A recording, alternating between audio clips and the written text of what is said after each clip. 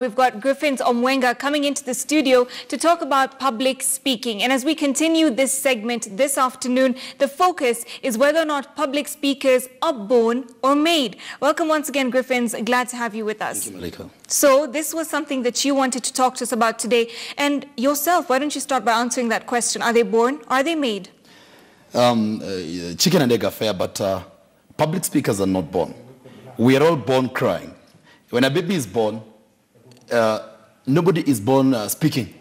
We are all born crying. So public speakers are not born.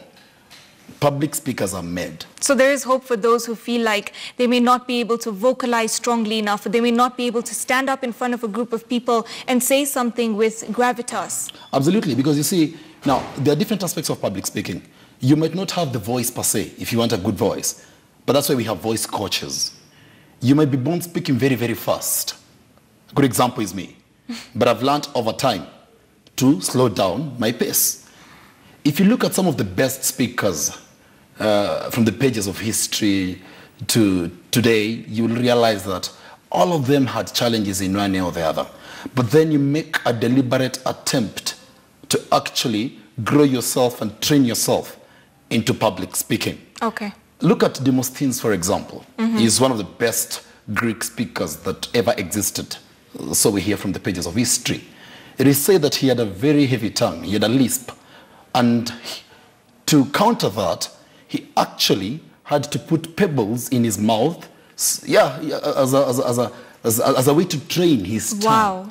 So even if you're born with a heavy lisp, or maybe your lips are very heavy, it's actually something you can train yourself on. Okay. Nobody, I think it's a prodigy myth, or, you know, just the same way somebody could ask, are leaders born or made? Actually, three things. Are public speakers born or made? Are leaders born or made? What else? Are salespeople born or made?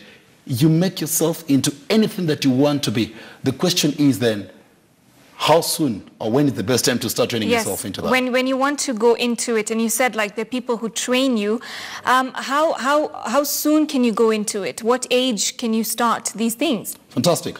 You can never teach an old dog new tricks. However, some dogs, in as much as they're old, you can still teach them a few tricks. Now, it is always something good to actually try to train people when they're very, very young. Give me two people. Give me a kid who's 4 or 5 years. And I will work with that kid to become a very good speaker. Now, get an adult who's 25, 30, 35, 40. These are the most difficult people to work with. Do you know why? Because they have gathered their prejudices. So they're set in their ways. Absolutely. So first of all, it's like a glass that is full of water. So first of all, you have to ensure that you actually pour off the water. You can imagine decolonizing somebody's mind. So changing their mindset, essentially. So you've said that the age, of course, can vary from even 4 years, 5 years, to all the way to 40 and 50. But when we talk about Kenya itself, are there specialized voice coaches? Yeah, we have specialized voice coaches, people who take you through. We have different types of voices. For example, I usually crack a joke. You can speak either from the diaphragm or you speak from your throat. When you're paid to speak, you speak from the diaphragm. You know, like I have different voices. When I'm paid to speak, I speak from the diaphragm. I've got a very heavy voice. You know, good afternoon, ladies and gentlemen. Now I'm speaking from deep within my voice because I know that actually that voice can be powerful depending on what I want to get. But otherwise, I can speak like I'm speaking because that's how it is. So it's all about a matter of, you know, training and understanding the dynamics. And that's why we say that anything that you want to be, especially in public speaking, you can actually grow into it and become an expert, per se. You sounded almost like you're in a sound booth doing some sort of voiceover. And I guess that's very interesting that, you know, we can do so many things with our voice if we're intentional about it. So, you know, how long would it take for somebody to master such skills? Fantastic. How long does it take? It depends on a number of things. Number one, the commitment. There are people who think you just wake up one morning and within a week, you're a polished speaker. Actually, science has what we call the 10,000-hour rule, that for any key skill that you want to develop, if you look across all talent hotbeds across the world, a good example is maybe Japan. It is said that in Japan, when young boys want to play football, they're taken to very harsh conditions and they're playing on pitches that have some things like nails, when they're still very, very young, so that their feet can be clobbered into shape as to play football. So it is how committed you are, and then remembering that it will always take time. I mean, Rome was not built in a day.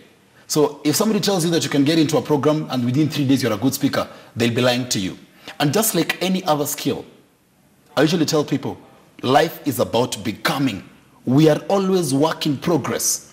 Somebody else told me the other day, you can always finish school, but you can never finish education. Yes. So in the same stride, you actually learn public speaking every all the day way through of your life. Okay. Yes. And learning, of course, is a lifelong progress. It's a lifelong process. Definitely. Yes. So, you know, when you talk about, let's say you have somebody who's just come to you who says, okay, I need to know how to modulate my voice. I need to know how to work with it. The first 3 things that you would tell them would be what? Number 1, be yourself.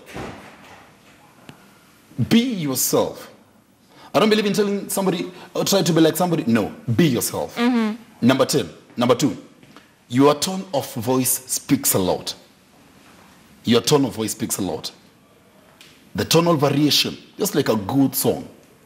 A good song has different notes. Yes. There's sometimes when you hit the crescendo, and then there's a time when you want, like when you begin the tone, when you want to stress a point, the tone you use will differ. Mm-hmm. So you have to be trained on, tonal variation, because trust you me, as we said last week, public speaking basically, you could be having 2 people saying the same speech, but it is not what you say, but how you say it. Okay. And then number 3, your body language. What is your overall comportment as a human being?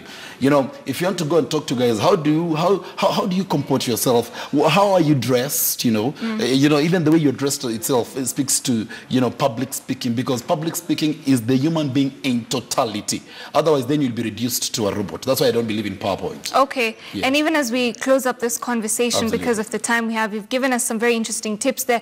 But there's always these myths, these things that people come up with. They say, okay, you shouldn't drink something cold before you go on stage. You should have something warm, maybe tea. Some people, different things that they can eat so that their voice is opened more. Have you heard of those? What's one myth that you would want to completely bust right now and say that's not true?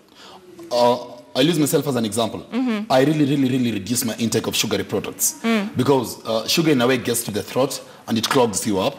Okay. So number 2, I try to take a lot of lemon water to just open my throat. As I've always indicated, you have to be aware that every time you take something sugary, then it even affects your voice. Radio presenters, for instance, know this very well. If you want that voice to come out, if you want that clean, soft voice, that clean, strong voice, try as much as possible to take lots of water, avoid sugary products, take some bit of lemon, and so on and so forth. Okay. Yes. All right. Thank you, Griffins, for all the much. insight that you've given us today. Thank you. Well, that was Griffins Omwenga, and as always, he brings something very different to the table. When it comes to public speaking, he's been demystifying some of the myths that we may have and also giving you some tips and tricks that you can use when you're trying to make the most of your voice in different situations. But before I let you go, of course, I'm going to recap our Twitter poll question for you, and it was all about the car age limit proposition. When it comes to importation, should the car age limit be approved? So we had quite a few of you responding on Twitter. I have Mbati Kevin saying this is a good move by the government, bearing in mind the current city congestion problem, but also the government to issue grace period for the car dealers to clear their current stock. We've got Jay Kashid saying if this is what made them come to the conclusion to ban second-hand vehicles, then we should call for blocking for the proposed policy. And he's referring to what CS Henry Rotich said about the importation of vehicles, as it had resulted in many road accidents because most of them were faulty. Those are just some of the responses that had come in for you that we could currently share. But as always, it's a pleasure to have you chiming into the conversation and letting us know your thoughts. You can always keep up with us on Twitter. My handle is @Malika Kazia, and @KTN Kenya is where you find us for all the updates that you need. Of course, stay with us right here on KTN News for our subsequent bulletins as we keep you up to date with all the stories making headlines, not only within Kenya, but across our borders as well. For now, my name is Malika Kazia, wishing you a lovely afternoon.